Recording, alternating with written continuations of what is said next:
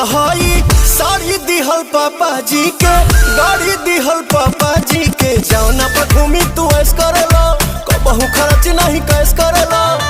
कुल ही कमाइया सबत पौड़ाई बन, सब सारी रात पिया ओनिए बिताई बात। अपन भोजन ना बसियती आहो राजा, मांगे ना सेनुराटी कवैती आहो राजा, कबो ना बियाह बारा चैती।